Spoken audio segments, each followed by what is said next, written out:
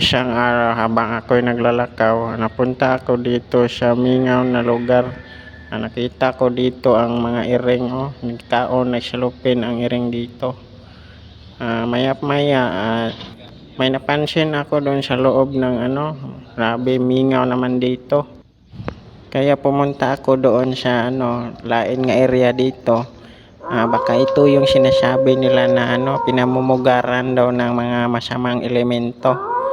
Marami daw nakatira dito na mga wakwak at mga ungo dito, mga balbal at mga marami pang iba na nandito nakapuyo dito sa may mga surot dito at mga kuting at mga pulgas ng ero. Marami daw dito nakakatakot talaga. Mayroong mga wakwak at balbal pang maingay dito. Grabe na ito, baka hindi ako makauwi nito sa amo.